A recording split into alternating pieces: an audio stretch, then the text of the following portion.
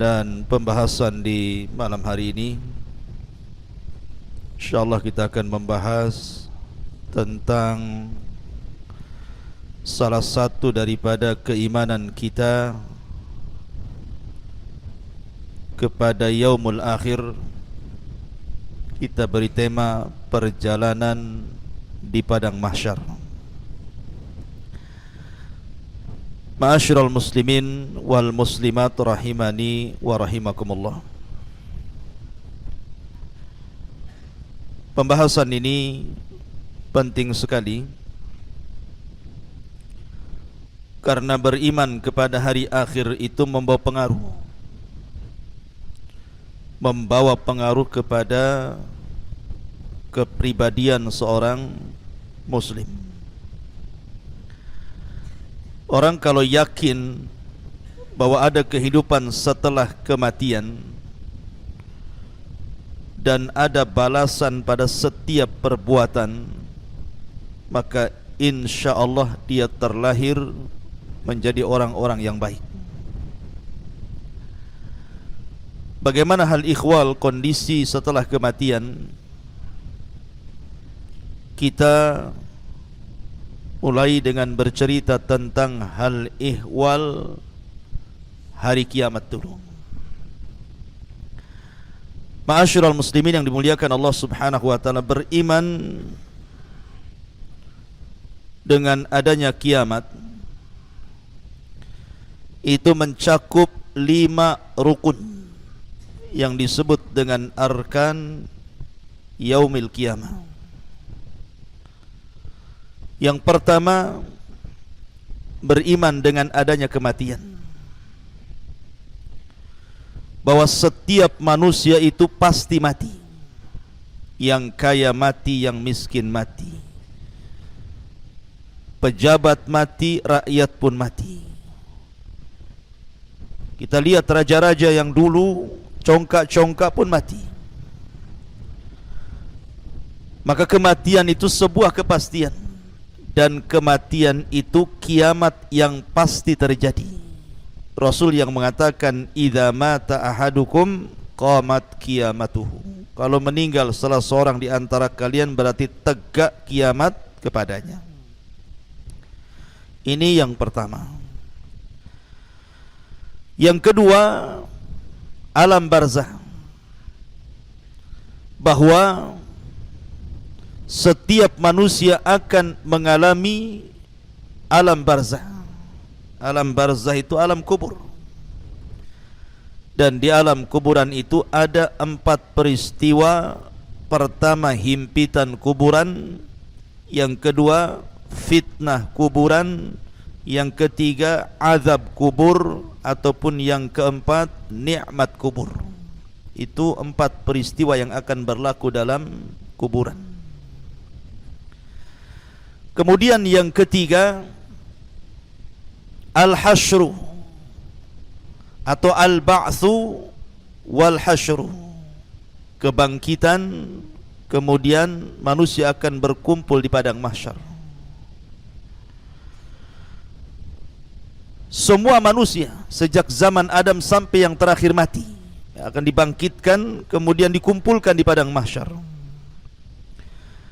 Kemudian yang keempat, adanya hisab. Semua manusia pasti dihisab, kecuali ada orang-orang yang memang dikecualikan lolos dari hisab. Siapa mereka? Nanti dijelaskan. Dan yang terakhir, yang kelima, adanya jaza, balasan.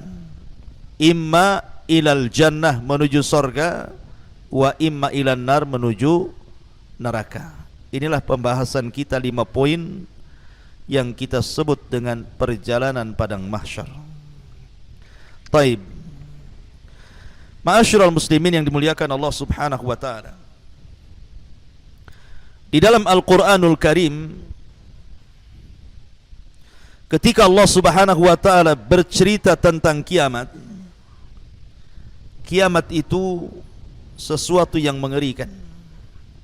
Sehingga Allah Subhanahu wa taala banyak memberikan nama kepada hari kiamat itu. Terkadang Allah Subhanahu wa taala menyebut nama hari kiamat itu dengan Al-Qari'ah. Al-Qari'ah itu artinya suara yang bisa menghancurkan gendang telinga. Terkadang Allah Subhanahu wa taala menyebutnya dengan Al-Yaumul Akhir,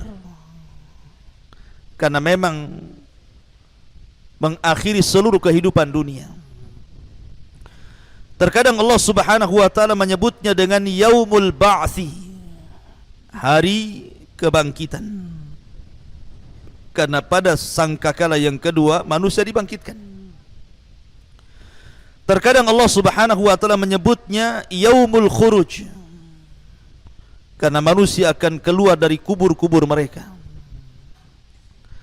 Terkadang Allah Subhanahu wa taala menyebutnya Yaumuddin, hari pembalasan, Maliki Yaumiddin, karena memang setelah kematian ada balasan.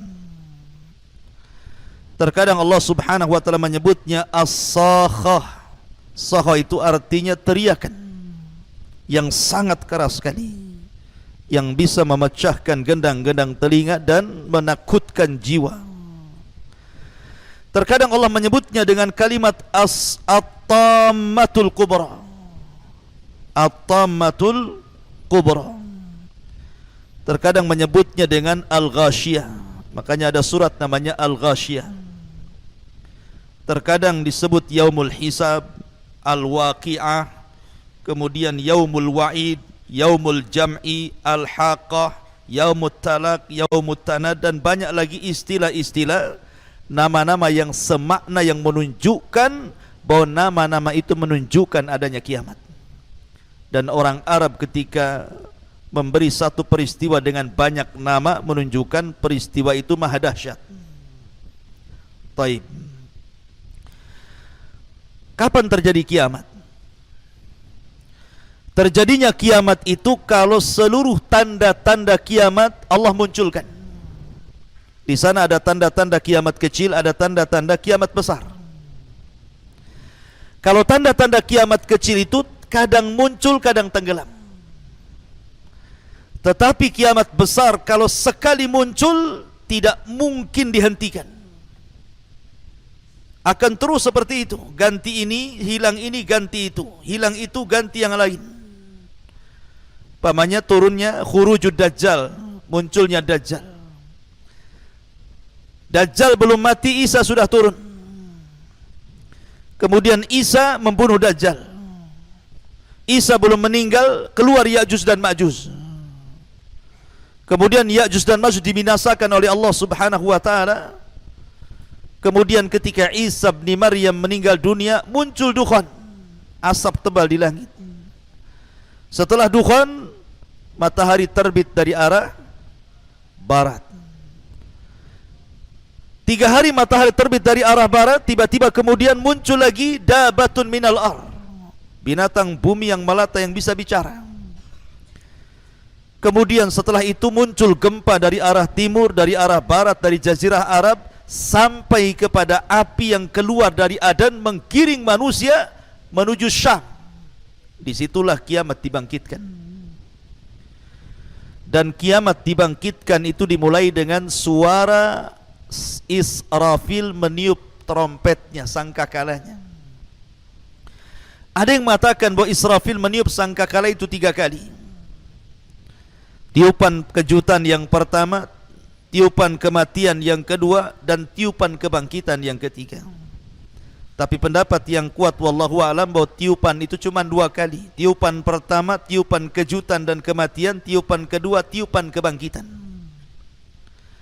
Lah ketika Israfil meniupkan trompet itu, maka yang pertama kali meninggal adalah orang yang sedang memperbaiki tempat minum unta.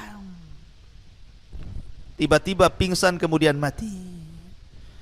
Kemudian disusul orang-orang yang di jalan-jalan, di pasar-pasar, di rumah-rumah. Kemudian disusul dengan bangsa jin, bahkan para malaikat. Semua akan diwafatkan Allah Subhanahu wa ta'ala pada tiupan yang pertama. Lah setelah tiupan yang pertama ada namanya tiupan yang kedua, nafkhatus tsaniyah. Berapa jaraknya? antara tiupan pertama ke yang kedua, hadis Abu Hurairah radhiyallahu an mengatakan bahwa jarak tiupan pertama ke kedua itu 40. Tanpa menyebutkan 40 harikah, 40 bulankah, 40 tahunkah, wallahu a'lam. Tapi dari tiupan pertama ke tiupan kedua itulah terjadi kehancuran alam semesta, di mana Allah Subhanahu wa taala menggempakan bumi idza zulzilatil ardu zilzalaha. Apabila bumi Allah gempakan. Di tengah-tengah dua tiupan itu Allah Subhanahu wa taala meluapkan air lautan ke daratan. Wa idzal biharu sujjirat. Ketika kemudian lautan itu dinyalakan kemudian ditumpahkan ke daratan seperti tsunami. Kemudian di antara dua tiupan itu Allah Subhanahu wa taala gulung langit. Allah jatuhkan bintang-bintang. Wa idzan nujumun tasharat. Kemudian Allah Subhanahu wa taala hancurkan gunung, bukit, lembah sehingga alam semesta betul-betul hancur sehancur-hancurnya. Ketika itu tidak ada manusia, tidak ada jin, tidak ada malaikat. Di sini Allah Subhanahu wa taala berfirman, "Limanil mulkul yaum." Limanil mulkul yaum. Kalian tahu kekuasaan ini milik siapa? Tidak ada yang jawab. Karena tidak ada makhluk yang berakal yang hidup. Maka Allah jawab sendiri, "Lillahil wahidil qahar." Kekuasaan itu milik yang satu, yang maha perkasa, Allah Subhanahu wa taala.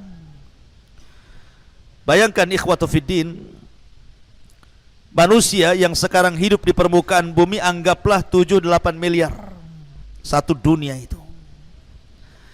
Tetapi makhluk yang sudah dikubur, manusia yang sudah dikubur sejak Adam sampai hari ini, jumlahnya bukan miliaran lagi, bisa triliunan.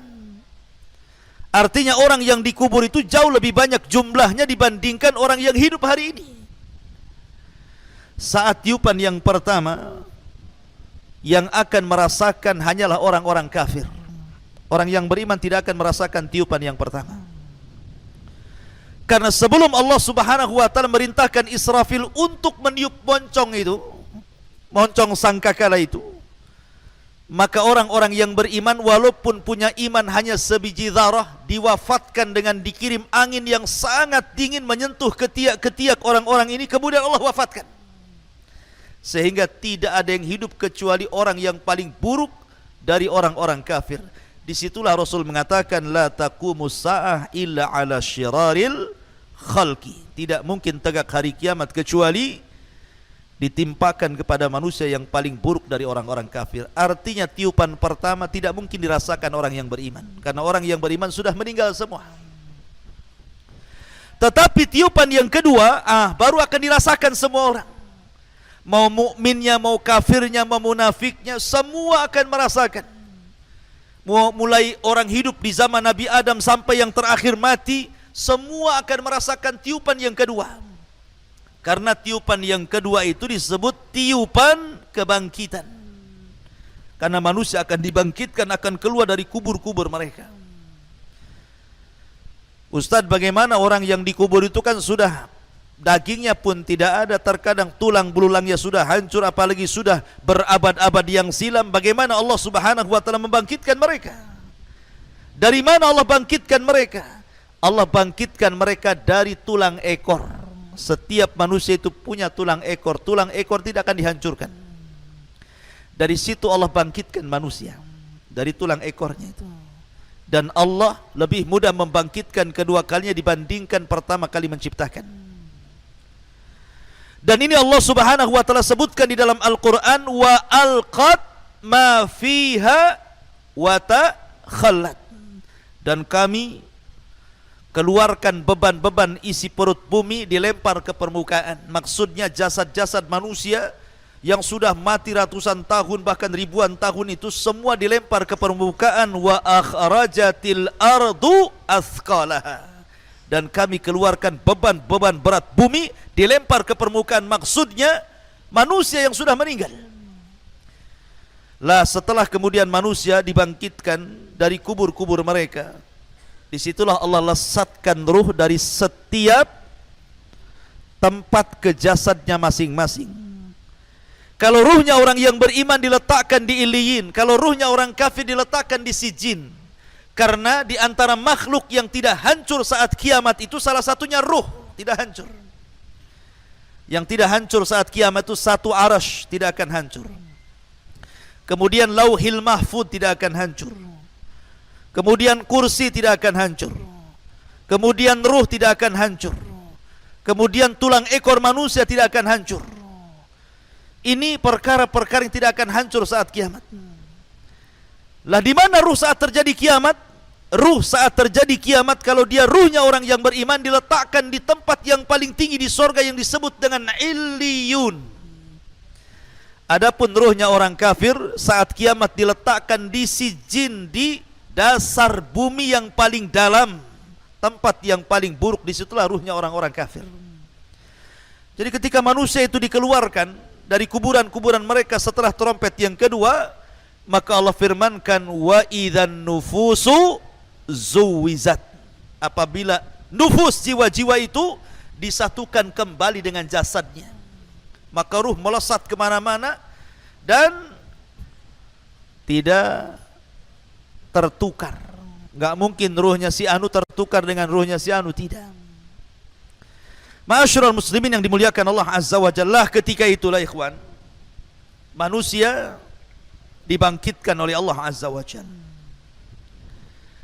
Manusia dibangkitkan itu ikhwan, itu terbagi menjadi dua kelompok. Dan itu disebutkan dalam surah Yasin.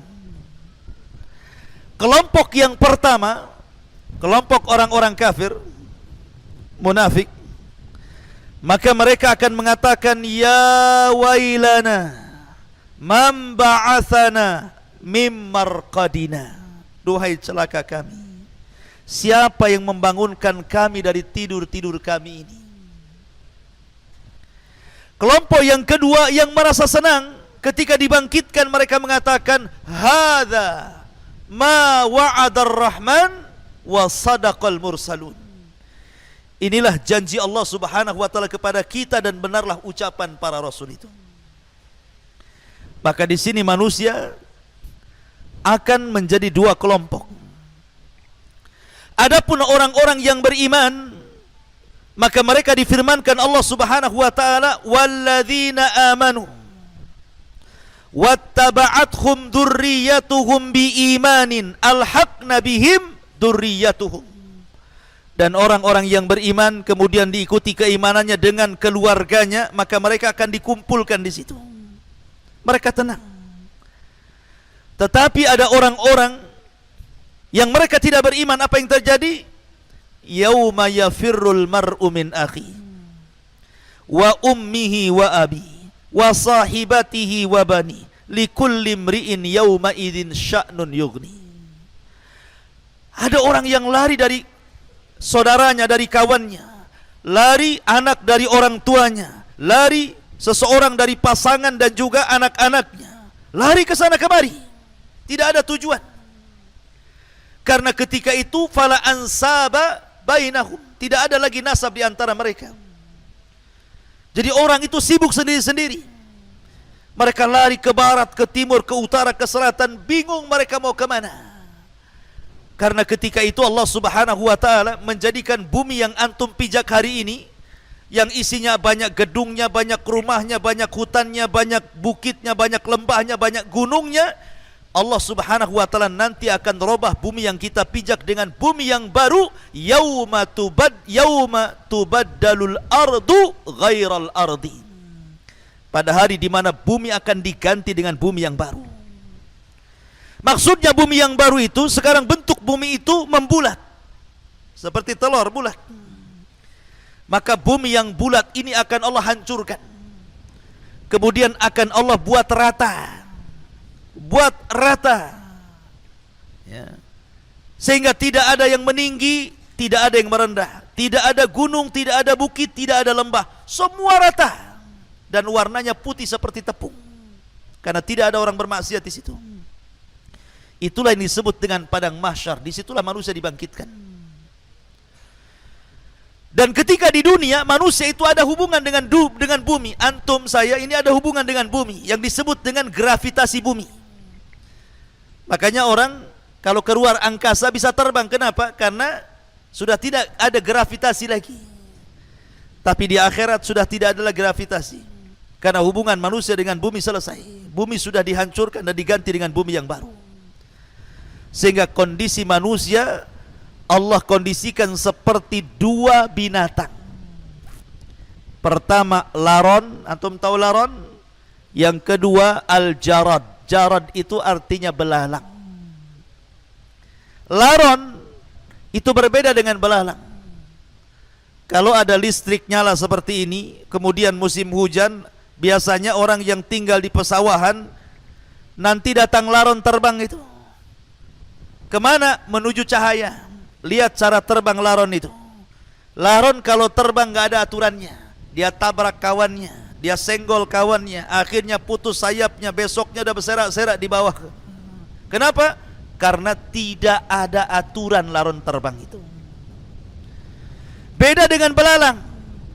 Kalau belalang ini bersama koloninya, bersama kawanannya, kalau terbang itu dia berbaris tepat ke satu titik. Rapih dia ketika terbang itu rame-rame. Kalau laron amburadul terbangnya. Kenapa Allah Subhanahu wa ta'ala contohkan dengan dua binatang? Dan dua-duanya bisa terbang. Karena di akhirat bukan seperti di bumi, antum berjalan di bumi. Di akhirat itu terbang ke sana kemari. Ya. Terbang sana, terbang sini, enggak jelas. Lah ketika Allah mengistilahkan dengan laron, itu Allah sebutkan dalam surah Al-Qari'ah. Yauma yakunun nasu kal farashil mabthus. Pada hari itu manusia seperti laron yang berhamburan. Karena ketika awal dibangkitkan orang-orang kafir ini bingung karena tidak ada ma'lam, bumi tidak ada alamat lagi. Kalau sekarang antum ke jalan itu masih adalah petunjuk jalan Nagoya, Jodo, mana Temiang gitu. Ya kan? Nampak tuh tanda-tandanya. Ya kan? Jelas itu ada alamatnya, RT-nya, RW-nya, lurahnya, kecamatannya gitu. Semua ditulis. Tetapi di akhirat itu di padang mahsyar tidak ada ma'lam, tidak ada alamat, tidak ada penunjuk jalan karena sudah tidak ada gedung, tidak ada rumah, tidak ada gunung, tidak ada hutan, semua rata, tanah rata. Oh kemana? Sudah tidak tahu lagi di mana kapling dia tuh. Jabal Uhud pun tak tahu di mana lagi. Ya, karena sudah rata semuanya. Tidak ada ma'lam, tidak ada alamat. Makanya mereka bingung mau harus pergi kemana. Akhirnya mereka yang dari timur ke selatan, yang dari selatan ke utara, yang dari utara ke barat, pokoknya seperti orang linglung. Lah itulah yang kemudian Allah sebut kal ihnil manfush, seperti laron yang berterbangan berhamburan, tidak jelas harus kemana. Bingung. Dan mereka dibangkitkan khufatan uratan ghurlan buhman. Pertama tidak beralas kaki, kembali tidak dikhitan, telanjang bulat dan tidak ada bawa harta di badan. Betul-betul miskin semuanya. Nahnu fuqara ilallah. Kita ini miskin di hadapan Allah Azza wa Jalla. Baru setelah kemudian manusia kesana kemari nggak jelas gitu ya. Baru ada panggilan disebutkan dalam surah Toha. Ketika ada panggilan, barulah kemudian manusia dari mana-mana akan tertuju kepada satu panggilan itu. Disitulah Allah Subhanahu wa ta'ala kemudian ibaratkan dengan kal jaradil muntashir. Maka mereka seperti belalang, karena belalang aturannya jelas terbangnya menuju satu titik ya. Maka akhirnya kemudian manusia berkumpul di satu tempat, lah disitulah disebut padang mahsyar. Manusia akan berdiri di situ. Berapa tahun? Khamsina alfasana, 50.000 tahun. Yauma yakumun nasu li rabbil alamin. Manusia akan berdiri menghadap Rabb alamin. Apakah 50.000 tahun itu berlaku kepada seluruh manusia? Tidak. Ini hanya berlaku kepada orang-orang kafir saja. Karena orang-orang yang beriman ada yang keluar dari kubur dibangkitkan direct masuk surga. Tidak ada hisab, tidak ada adab. Seperti Rasulullah SAW menggambarkan 70.000 orang yang masuk surga tanpa hisab dan azab. Mereka orang yang tidak minta ruqyah, tidak minta dikai besi panas yang disulut gitu ya. Kemudian mereka tidak tatoyur dan mereka senantiasa bertawakal kepada Allah Azza wa Jalla. Ini langsung direct masuk surga, tidak ada hisab, tidak ada azab. Ataupun para syuhada yadkhulunal jannah bighairi hisab, masuk ke dalam surga tanpa hisab. Ada orang-orang itu yang direct masuk surga, nggak ada hisab, nggak ada adab, sehingga mereka tidak harus kemudian tinggal di padang mahsyar bertahun-tahun lamanya. Tapi ada juga yang dihisab dengan hisab yang sulit, ya agak lama. Ada juga hisab yang mudah, ya agak cepat. Pokoknya tergantung amalannya di bumi. Karena kehidupan akhirat itu yang menentukan kebahagiaan ketika sekarang ini kita hidup di bumi. Faman ya'mal mithqala dzarratin khairan yara wa man ya'mal mithqala dzarratin syarran yara. Ma'asyiral muslimin wal muslimat rahimani wa rahimakumullah. Lah ketika manusia berkumpul di padang mahsyar, apa yang terjadi? Allah Subhanahu wa taala akan datang menemui mereka. Wa jaa'a rabbuka wal malaku saffan saffa. Maka Rabbmu akan datang sementara malaikat berbaris-baris bersaf-saf itu. Lah ketika itu Allah Subhanahu wa taala memanggil makhluk yang disebut dengan Jahannam. Waji'a bi jahannam yauma idzin yatadzakkarul insan anna lahu dzikra. Didatangkan neraka Jahannam. Jahannam ini memiliki 70.000 tali kekang. Dan setiap satu tali kekang dipegang oleh 70.000 malaikat. Anda bisa bayangkan? Jahannam ini ditarik memiliki 70.000 tali untuk nariknya itu. Sementara setiap tali itu ditarik oleh 70.000 malaikat. Besar sekali Jahannam itu. Ya. Kemudian ditampakkan di hadapan manusia. Ketika kemudian ditampakkan di hadapan manusia, disinilah manusia terbagi menjadi 3 kelompok. Kelompok yang pertama disebut kelompok al-muqarrabun. Kelompok muqarrabun, orang-orang yang dekat dengan Allah Subhanahu wa taala. Maka mereka langsung diangkat oleh Allah Azza wa Jalla, dijauhkan dari Jahannam, kemudian diletakkan di bawah arsy Allah Subhanahu wa taala. Kemudian kelompok yang kedua yang disebut ashabul yamin diangkat juga, dijauhkan dari Jahannam sehingga Jahannam berawal di bawahnya. Tetapi ada kelompok yang disebut dengan zalimul nafsi. Mereka akan tetap berada di situ, dikitari dan dikelilingi oleh neraka Jahannam, naudzubillah. Mereka itulah yang akan merasakan hisab Allah Subhanahu wa taala. Lah ketika Jahannam itu sudah dibentang di hadapan manusia, disitulah Allah akan letakkan satu jembatan menuju sorga yang disebut dengan as-sirat. Makanya ulama akidah ketika memberikan makna sirat itu jisrun mamdudun fauqa jahannam, sebuah jembatan yang diletakkan di tengah-tengah Jahannam. Jadi kalau orang jatuh dari titian itu langsung nyemplung ke Jahannam, 70 tahun baru sampai ke dasarnya. Ma'asyiral muslimin yang dimuliakan Allah Azza wa Jalla, ketika itulah manusia akan ditanya 4 perkara. Nabi SAW bersabda, la tazulu qadama abdin hatta yus'al an arba, an umrihi fima afna, wa an shababihi fima ablah, wa an ilmihi fima amila fih, wa an malihi min aina iktasabahu wa fima anfaqahu. Sebelum kaki anak Adam bergeser untuk naik ke titian itu, maka belum lagi diangkat kakinya, ditanya 4 perkara. Pertama, umur, kemana kau habiskan? Kedua, masa muda, kemana kau lampiaskan? Ketiga, ilmu, sudahkah kau amalkan? Keempat, harta, dari mana kau dapat, kemana kau belanjakan? Semua akan ditanya. Ma'asyiral muslimin yang dimuliakan Allah Azza wa Jalla, di sinilah ada proses hisab yang cukup melelahkan, cukup panjang. Di antaranya manusia akan diterbangkan catatan-catatan amalnya. Ada catatan umum, setiap para nabi punya catatan dengan kaumnya. Dan ada catatan masing-masing, semana kita ini punya catatan sampai ada namanya hadis bitaqah. Orang membawa di hadapan Allah 99 catatan, kata Allah, bentangkan catatanmu. Dibentangkan baru satu, rupanya kesalahannya catatannya sejauh mata memandang. Antum tahu kalau antum masuk ke sebuah minimarket, kemudian antum belanja semua satu minimarket itu, kemudian keluar struknya, kertasnya itu, belanjanya 1, 2, 3, sejauh mata memandang. Nah, itulah amal buruknya. Ini detik ini, jam ini, hari ini saya berbuat ini. Ini detik ini, jam ini, tahun ini. Semua sampai sejauh mata memandang, semua kesalahannya. Sehingga Allah mengatakan, periksa.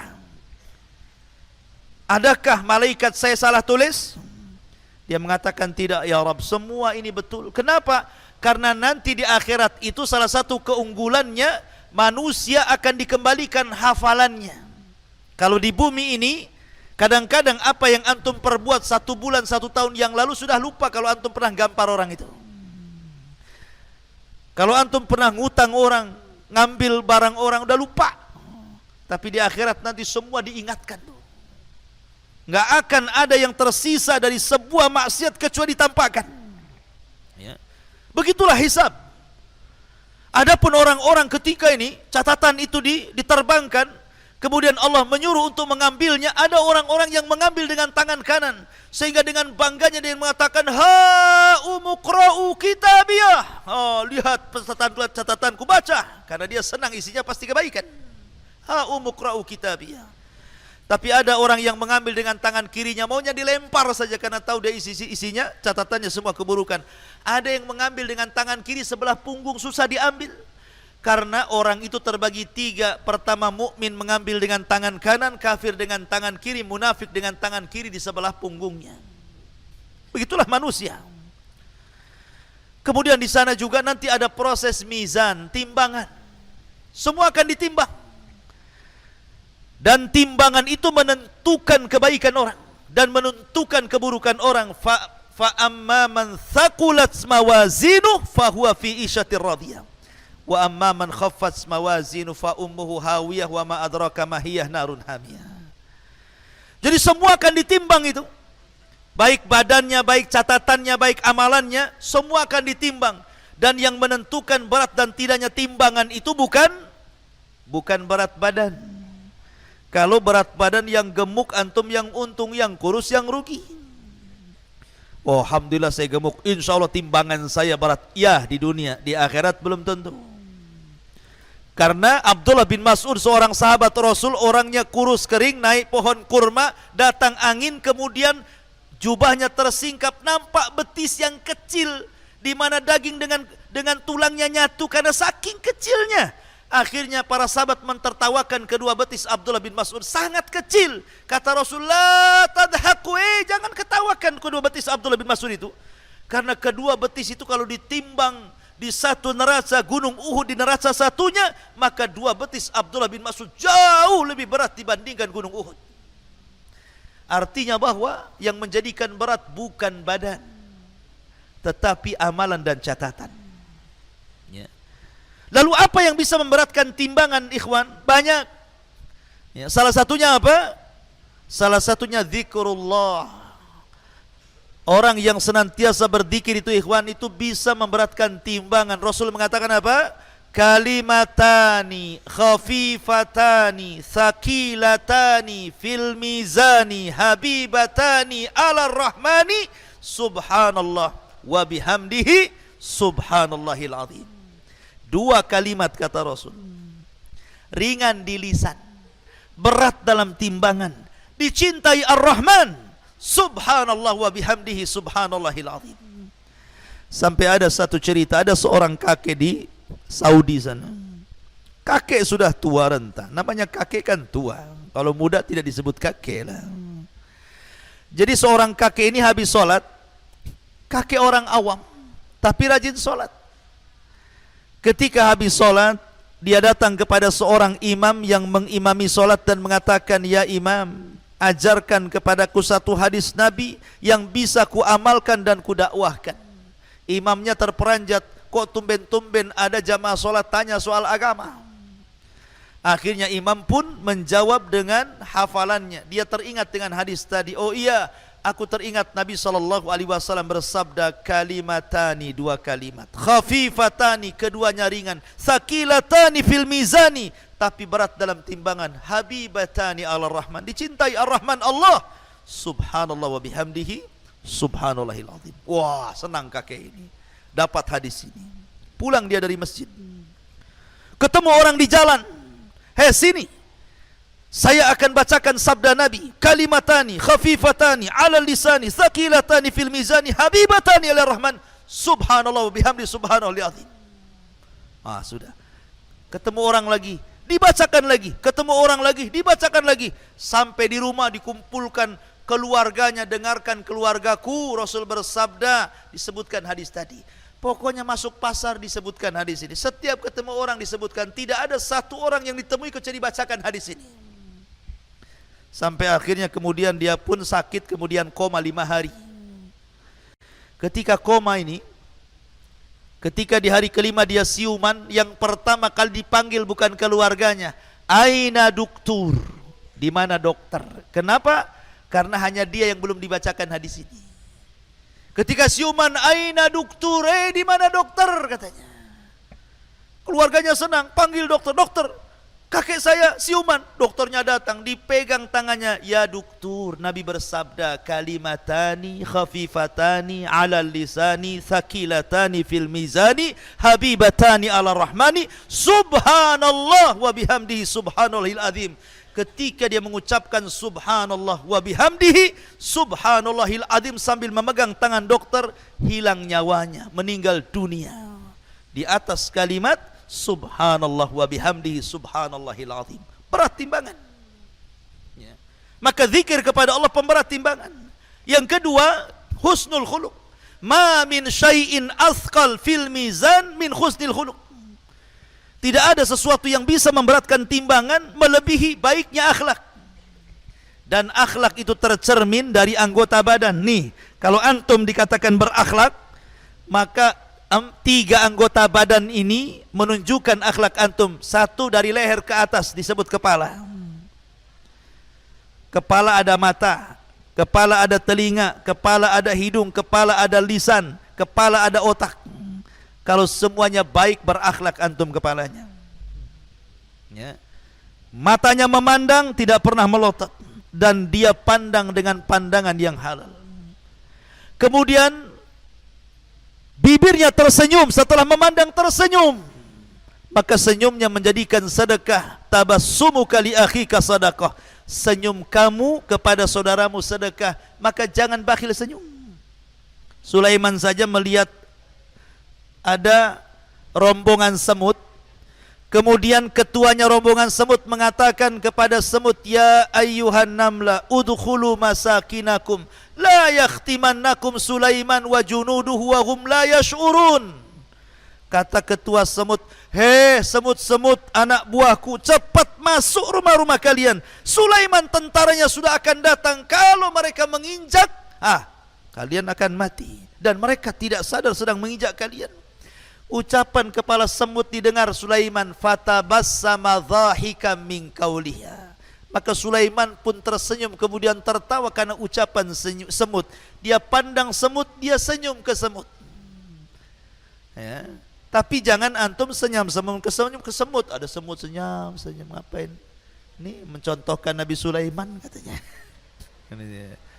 Maksudnya begini, jangan mudah atau jangan susah untuk melempar senyum. Karena biasanya kalau orang jarang senyum, sekali senyum dipertanyakan, ngapain kok senyum orang itu? Ada apa kok tiba-tiba senyum, gila ya katanya. Karena jarang senyum, sekali senyum dipertanyakan senyumnya tuh. Ya. Jadi senyum itu bagian daripada akhlak. Habis memandang tidak melotot, habis tersenyum manis senyumnya, baru mengeluarkan untayan kata-kata yang indah, yang mutiara, yang santun. Rasul mengatakan, man kana yu'minu billahi wal yaumil akhir falyaqul khairan aw liyasmut. Itu akhlak namanya. Tidak memandang kecuali yang baik, tidak mencium kecuali yang halal, tidak berpikiran otaknya yang negatif, semua positif, tidak suudon sama orang. Berarti kepala kita berakhlak. Kemudian tangan mudah membantu, ada saudaranya bantu, ada saudaranya diangkat, memberi, itulah tangan, akhlaknya tangan. dan juga badan. Badan ini dari leher ke bawah, kalau antum ngobrol, jangan pula dia ngadap kita, kita pula ngadap tembok. Itu tidak berakhlak badan kita. Ya, jadi itu akhlak. Akhlak itu pemberat timbangan. Kemudian yang ketiga, di antara pemberat timbangan orang yang mengantarkan jenazah. Siapa yang mengantarkan jenazah sampai menyolatkan, maka dia dapat 1 qirat. Siapa yang sampai menguburkan di pekuburan, maka dia dapat 2 qirat. Apa qirat itu Rasul? Qirat itu artinya gunung Uhud. Jadi orang yang menyolatkan mayat dapat pahala seberat gunung Uhud. Kalau sampai menguburkan dapat 2 gunung Uhud, gitu maksudnya. Gunung Uhud itu besar, terbentang di Madinah. Ya. Intinya bahwa ada pemberat-pemberat timbangan amal saleh dan ada peringan timbangan amal saleh. Maka yang berat timbangan kebaikannya, ringan timbangan keburukannya, direct masuk surga. Maka orang yang berat timbangan keburukannya, ringan timbangan kebaikannya, direct masuk neraka. Ada yang 50-50 itu. 50% kebaikannya, 50% keburukannya, maka ini disebut ashabul a'raf. Makanya ada namanya suratul a'raf, orang yang 50-50 itu. Mereka orang yang terakhir dihisab, tetapi ujung-ujungnya masuk surga karena syafaat. Ma'asyiral muslimin, para santri, ikhwan dan akhwat yang dimuliakan Allah Subhanahu wa taala. Kembali ke padang mahsyar. Ini proses hisab namanya. Jadi manusia itu, ikhwan, coba perhatikan, jangan ribut. Perhatikan dulu. Jangan ngadap sana, sini ngadap sini. Itu siapa itu? Ngadap sini. Antum ustadznya di mana? Ya. Jadi kondisi padang mahsyar itu, manusia akan dibangkitkan di padang mahsyar. Padang mahsyar ini, ikhwan, adalah padang yang sangat luas. Ketika manusia berdiri di padang mahsyar, apa yang terjadi? Matahari dan bulan itu yang disatukan oleh Allah akan diletakkan di atas kepala. Makanya saat kiamat yang tidak jatuh itu cuma matahari dan bulan. Semua bintang dan planet berjatuhan dan bertubrukan, dihancurkan, kecuali matahari dan bulan. Karena Allah mengatakan wajumi asyamsu wal qamar. Maka Allah akan kumpulkan matahari dan bulan jadi satu. Tidak dihancurkan. Karena akan dibawa kepada padang mahsyar dan akan diletakkan 1 mil di atas kepala. Disitulah keringat bercucuran.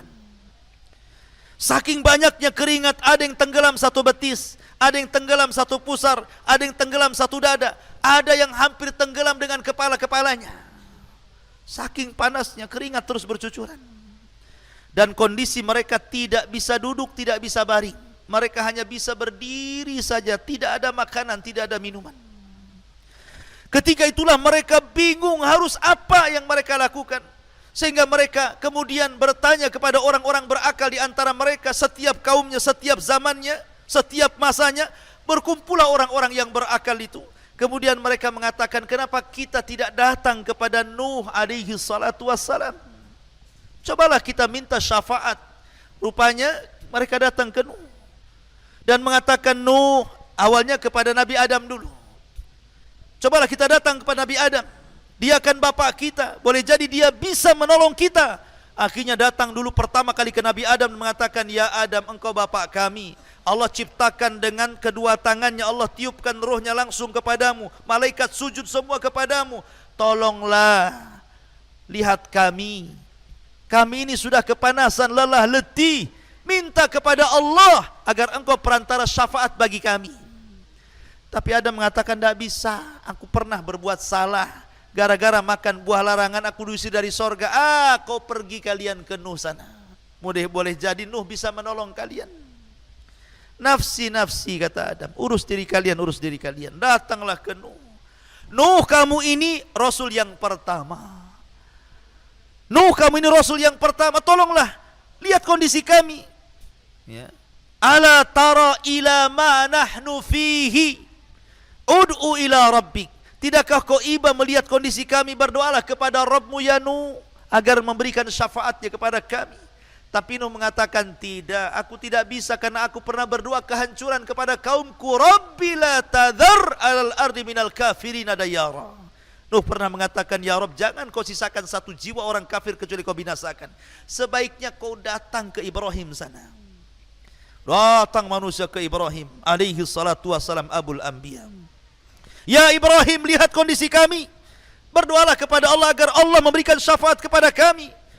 Kata Ibrahim, aku tidak bisa, karena aku pernah berdusta 3 kali dusta. Pertama saat hijrah dengan Sarah ke Mesir. Dia katakan kepada Sarah, hei Sarah, jangan katakan kepada para prajurit raja, kalau kau istriku, katakan kau saudariku. Ini bohong yang pertama. Bohong yang kedua, ketika menghancurkan patung-patungnya, kemudian diletakkan di palunya di patung yang besar, ditanya Namrud, engkau yang melakukan ini wahai Ibrahim? Kata Ibrahim, enggak, yang melakukan itu yang paling besar. Bohong yang kedua.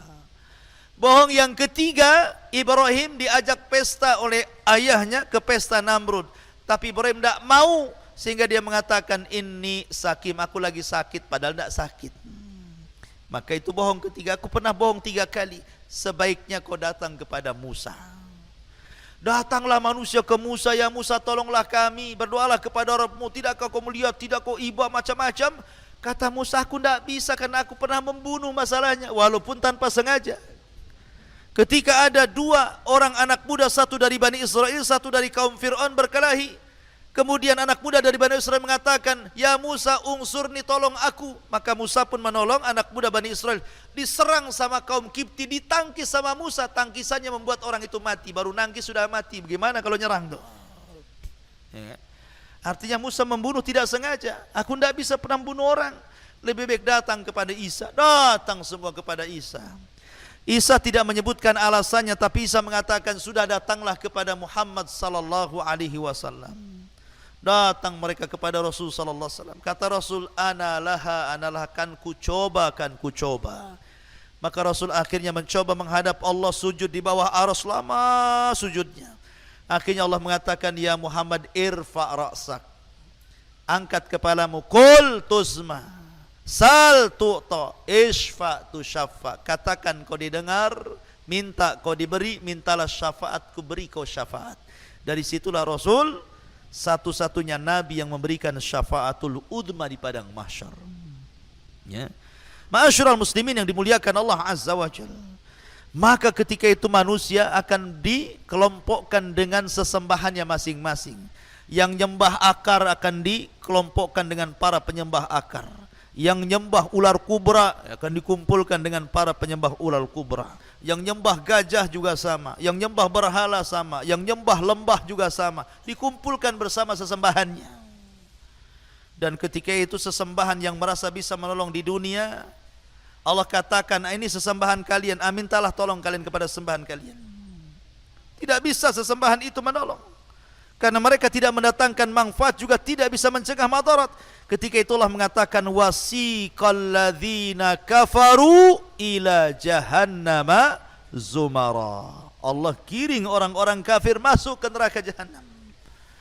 Sehingga ketika sudah tidak ada orang kafir lagi di padang mahsyar, karena orang kafir tidak sempat masuk ke titian, mereka sudah masuk ke neraka semua, tinggal ada 2 kelompok, mukmin dan munafik. Disitulah mereka diuji untuk menyeberang sirat titian itu. Maka seorang mukmin, Rasul yang pertama kali nyeberang, kemudian nunggu di ujung. Setiap ada umatnya lewat, Rasul berdoa, Allahumma salim salim, ya Allah selamatkan umatku, selamatkan umatku. Ya kan? Ma'asyiral muslimin yang dimuliakan, sehingga ada yang menyeberang dengan cepat seperti kilat, tahu-tahu sudah di ujung. Ada yang seperti naik kuda balap, ada yang seperti pelari, ada yang seperti berjalan, ada yang merangkak-rangkak, macam-macam. Ada yang baru nyeberang kemudian nyemplung. Ya, macam-macam orang. Dan orang munafik, mereka hendak mengelabui orang yang beriman, karena setiap diberikan cahaya, hilang cahayanya. Nunggu cahaya orang yang beriman jalan. Naktabis min nurikum, tunggulah aku ikut cahayamu. Kata orang yang beriman, kau bisa menipu aku di dunia, kau tidak bisa menipuku di akhirat. Cari cahayamu di belakang, katanya. Akhirnya orang munafik ke belakang, rupanya dilihat cahaya, zahirnya rupanya azab di belakangnya, naudzubillah. Ya, zahirnya rahmat, tetapi belakangnya min kibalihil azab. Ya, itulah orang-orang munafik. Tapi sebelumnya di padang mahsyar itu, setiap para nabi diberikan telaga. Dan Nabi SAW, telaga yang diberikan adalah telaga yang terpancar dari Al-Kautsar, telaga yang di sorga. Telaga Rasul paling luas sendiri di padang mahsyar itu. di mana gelasnya sejumlah bintang yang ada di langit. Jangan takut gak dapat gelas. Setiap yang minum tidak akan haus selamanya walaupun satu teguk. Lebih putih dibandingkan susu, lebih manis dibandingkan madu. Sekali teguk tidak akan haus selamanya. Dan jumlah gelasnya sejumlah bintang yang ada di langitan. Maka setiap yang masuk di situ, yang pertama kali masuk meminum dari telaga siapa? Orang Yaman, orang-orang Ansor. Mereka yang pertama kali minum. Kemudian disusul dengan Muhajirin, kemudian disusul dengan yang lainnya, sampai yang terakhir ada satu kelompok mau minum, tiba-tiba diusir. Kau jangan minum di sini. Maka Nabi melihat ada umat yang diusir, tidak tega dan mengatakan, ya Rabbi ummati ummati, ya Rabbi itu kan umatku, biarlah mereka minum dari telagaku. Tapi Allah mengatakan, ya Muhammad, innaka la tadri ma ahdatsu ba'daka innahum ghayyaru wa baddalu. Muhammad, kau tidak tahu apa yang terjadi dengan mereka setelah sepeninggalmu. Mereka mengganti-ganti sunnahmu dan mereka lari dari petunjukmu. Makanya kata para ulama, orang yang tidak akan minum dari telaga, pertama orang murtad gak akan minum dari telaga Rasul. Yang kedua, orang munafik tidak akan minum dari telaga Rasul. Yang ketiga, orang yang menyimpang dari sunnah Rasul, ahlul bid'ah wal ahwa. Kemudian yang tidak akan minum, orang yang gemar melakukan dosa besar. Mereka tidak akan minum dari telaga Nabi sallallahu alaihi wasallam. Ya. Ma'asyiral muslimin yang dimuliakan Allah Azza wa Jalla. Kembali ke titian. Maka Anas bin Malik radhiyallahu an suatu ketika pernah bertanya kepada Rasul. Kata Anas bin Malik, Rasul, aku ingin mendapatkan syafaat pada hari kiamat. Dan Anas bin Malik itu 10 tahun menjadi pembantu Rasul sampai Rasul meninggal. Dari usia 10 tahun sampai usia 20 tahun bersama Nabi, sampai Rasul meninggal.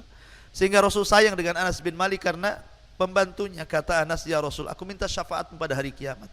Kata Rasul, af'al, siap, saya lakukan wahai Anas.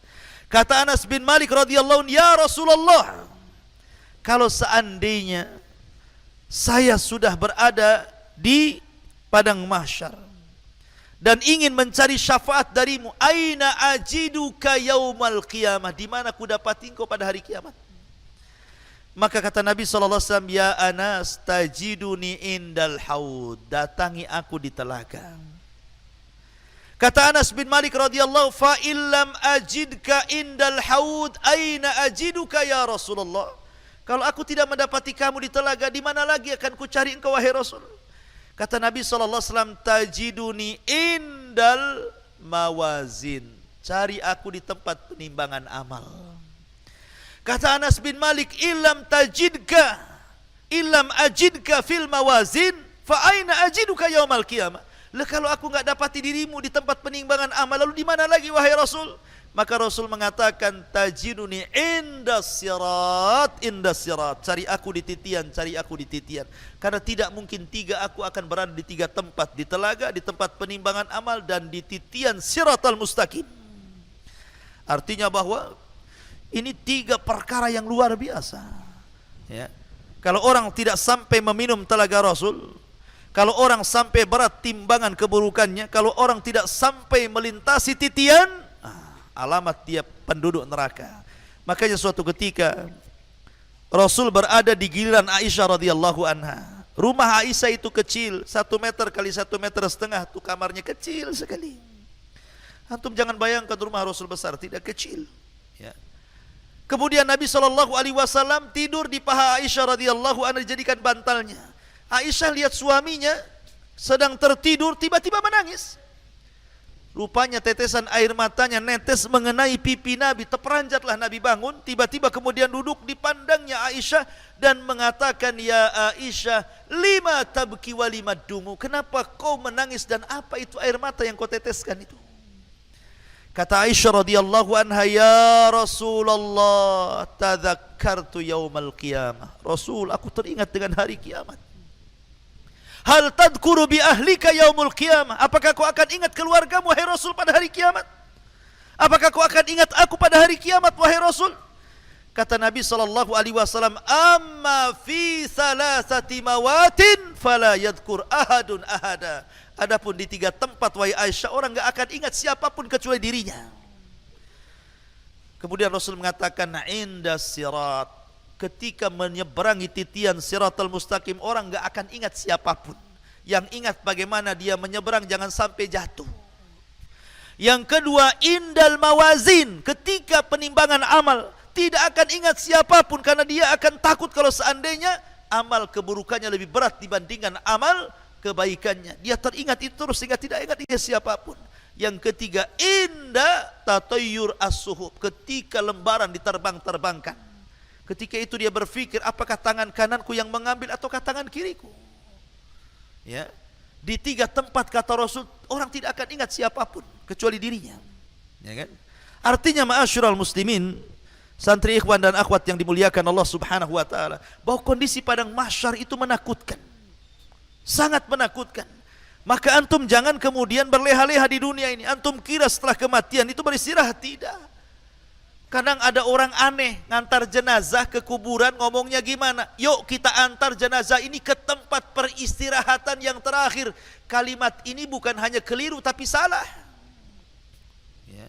Kenapa? Karena orang dikubur bukan beristirahat. Enak saja orang kubur beristirahat. Orang masuk kuburan itu untuk ditanyai apa yang sudah dikerjakan di bumi. Bukan untuk beristirahat. Makanya orang kadang-kadang untuk mengakhiri hidup susah di dunia, makan racun serangga sampai akhirnya mati kutu gitu ya. Karena bunuh diri, orang ini stres. Dikiranya dengan mati itu menyelesaikan urusan, justru urusannya jauh lebih besar karena orang bunuh diri itu dikekalkan di neraka, maksudnya dilamakan nerakanya. Walaupun dia dikeluarkan kalau dia seorang mukmin. Ma'asyiral muslimin yang dimuliakan Allah Azza wa Jalla, intinya bahwa kehidupan padang mahsyar ini luar biasa. Luar biasa. Makanya kenapa kita selalu diingatkan oleh Nabi SAW, di dunia ini banyak pelajaran. Banyak pelajaran yang bisa mengingatkan kita kepada kehidupan akhirat. Contoh, matahari. Di siang hari ketika kita matahari kemudian terik panas kepada kita, ini sebenarnya kita diingatkan bahwa nanti di akhirat jauh lebih panas.